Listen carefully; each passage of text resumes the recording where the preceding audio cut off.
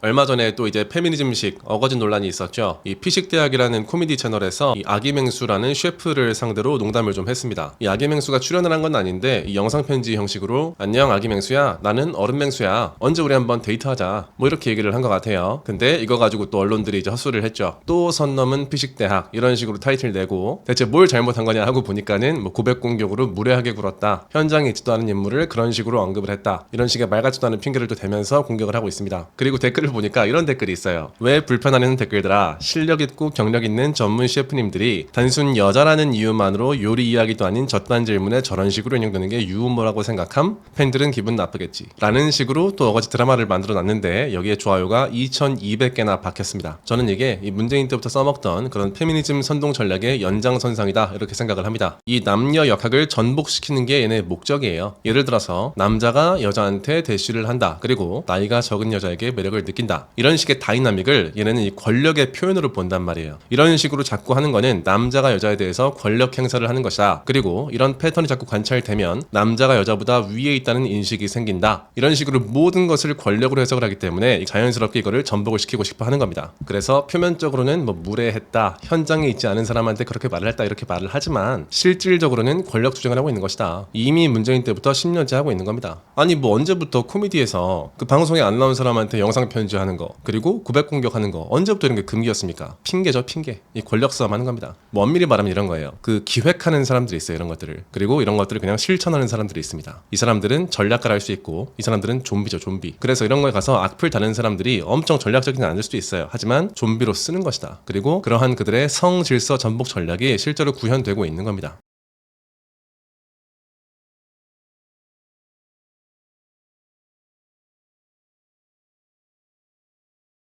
이 정치 선동에서, 특히 현대 정치 선동에서는 무엇이 진실인가 보다 무엇을 많이 말하는가가 훨씬 더 중요합니다. 즉 아젠다가 무엇인가가 훨씬 더 중요하다. 지금 얘네가 이런 식으로 쓸데없는 논란 자꾸 만드는 게 의도가 있는 거예요. 아젠다 세팅 행위인 겁니다. 여기서 지금 아젠다가 뭘로 세팅이 됐죠? 고백 공격을 하는 것은 여자에게 모욕인가 아닌가, 어떤 여자를 그 여자가 없는 곳에서 언급하는 게 모욕인가 아닌가, 즉 여자에게 이런 행동을 해도 되나 안 되나가 지금 아젠다란 말이에요. 이런 프레임에서는 결론이 두 개 중에 하나입니다. 모욕이다, 아니다. 그러니까 쟤네가 질 수가 없는 싸움인 거예요. 모욕이다 라는 결론이 나버리면은 여자의 권력이 강해지겠죠. 모욕이 아니다 라고 해봤자 본전인 겁니다. 이것이 여자에게 모욕이냐 아니냐 라는 아젠다를 계속 가지고 있는 것만으로도 자연스럽게 여자의 권력이 강해진단 말입니다. 이런 식으로 10년을 하면서 점점 이렇게 천룡인으로 만들어 나가는 거예요. 지금 이런 거를 계속 지켜보면서 우린 학습을 하는 겁니다. 여자를 모욕하면 안 된다. 계속 임명을 받는 겁니다. 그리고 재밌는 게 이런 훈련을 계속 시키면은 남자들이 나서가지고 이런 걸 옹호를 합니다. 이거는 좀 모욕인 것 같은데, 이건 좀 잘못한 것 같은데, 이런 식으로 인터넷에서 활발한 일부 남자를 포섭해서 같이 가는 형태로 이게 진행이 된다. 이 댓글도 보면 기가 막히죠. 여자라는 이유만으로 언급이 됐다. 아니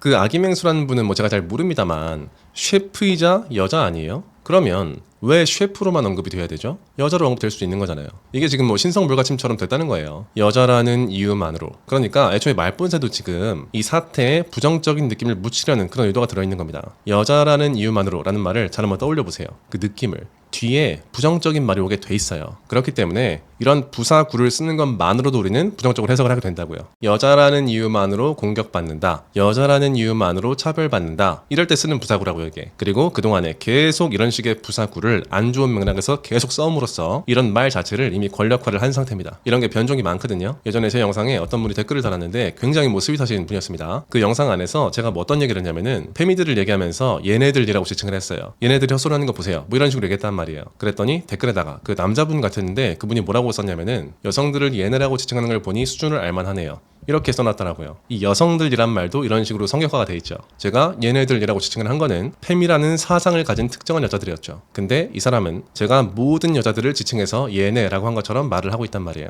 왜곡을 하는 거죠. 여기에 많이 속습니다. 생각보다 훨씬 많이 속아요. 제가 뭐 아직 채널이 사이즈도 작고 하니까 이런 게 논란이 안 되는데 이런 식의 댓글을 사람들이 계속 쓰고 다닌다라고 하면은 논란이 됐겠죠. 아마 대중의 인식에 왜곡이 일어났겠죠. 여자 전체를 싸잡아서 비난했다라는 것이 세팅이 될 것이고, 이제 논쟁의 프레임은 싸잡아 비난했다, 아니다, 그렇지 않았다 둘 중에 하나로 가겠죠. 그리고 여기서 이 구라쟁이들은 잃을 게 없습니다. 자기들 뜻대로 왜곡이 되면 성공이고 실패해봤자 본전이에요. 이런 사람들이 그 말을 쓰면서 자기 자신도 속아요. 자기가 쓰는 언어에 자기도 속습니다. 그래서 이런 것들을 계속 반복을 하다 보면은 정말로 이 사람이 여자들을 찾아봐서 비하했다, 이런 식의 인식이 생성이 되는 겁니다. 이 비슷한 맥락에서 이 반박을 할 때 조심해야 됩니다. 반박을 하면서도 내가 거기에 세뇌가 될 수가 있어요. 아까 말씀드렸죠. 그 질문을 한 것 자체가 아젠다 세팅이라고요. 예를 들어서 이 사태가 논란이라는 것에 대해서 어떤 남자분 이런 댓글을 다셨더라고요. 야, 아기맹수 그분이 27살인데 왜 지랄이냐, 이런 식으로 얘기를 한단 말이에요. 근데 이거 자체가 이미 그 페미들의 프레임이 어느 정도 무의식에 세팅되어 있다, 이런 걸 드러낸다고 저는 생각을 합니다. 남자가 어린 여자한테 대시하면 안 돼. 그건 잘못이야.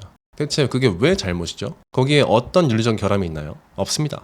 성인 남자가 20살이든 21살이든 22살이든 그 어떤 성인 여자한테 대시하는 것도 잘못이 아닙니다. 다 이제 성을 이용해서 권력을 쟁취하려고 하는 그런 개수작이죠. 남자의 성욕에 죄책감을 부여해서 남자를 위축시키려고 하는 그런 수작입니다. 그리고 뭐 이런 댓글도 있었어요. 남자분들 중에서 고백 공격이 뭐가 어때서, 뭐 차은우가 했으면 뭘 안 했을 거잖아, 뭐 덱스가 했으면 뭘 안 했겠지. 그러니까 이런 것도 저는 굉장히 좀 안타까운 부분이에요. 그동안에 페미들의 세뇌가 성공했다는 걸 저는 보여준다고 생각하는데, 남자는 외모로 평가를 받은 적이 역사상 없습니다. 한 번도. 그러니까 뭐 그런 현상은 좀 국지적으로 있을 수 있어요. 하지만 그게 보편적인 룰이었던 적이 한 번도 없다고요. 앞으로도 없을 겁니다. 남자는 언제나 역량과 지위로 평가를 받아왔습니다. 이 남자의 외모가 중요하다라는 프로파간다도 굉장히 인공적으로 만들어진 거예요. 제 나이대 이상이신 분들 중에서는 이거를 감지하신 분이 계실 거라고 생각을 합니다. 이거 문재인 때 생긴 거예요. 이 메갈리아, 여성시대 이런 애들이 갑자기 미러링을 한답시고 이 남자의 외모가 얼마나 중요한지에 대해서 엄청 퍼뜨리기 시작을 했어요. 일부러 어느 순간부터 인공적으로 막 퍼뜨렸다고요. 그런 식의 댓글이 갑자기 급속도로 많아졌다고요.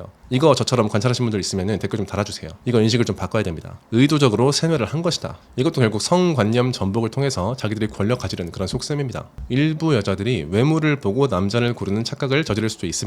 특히 지금처럼 미디어 세뇌를 통해서 몰아붙이면은 더 그렇게 할 수도 있어요. 현재 문화가 어찌됐든 간에 그런 여자들이 있든 없든 간에 남자가 자기 외모에 집중하는 것은 바보 같은 짓입니다. 남자로서 우리가 할 일은 정해져 있습니다. 남자는 자기의 역량을 키우고 끊임없이 성장해 나가야 된다. 리더십을 길러야 된다. 이게 언제나 본질이었고 앞으로도 그럴 겁니다. 그러니까 전혀 휩쓸릴 필요가 없는 거죠. 자, 마지막으로 꼭지 하나만 더 짚을게요. 얘네가 지금 불편의 권력화를 시도를 하고 있어요.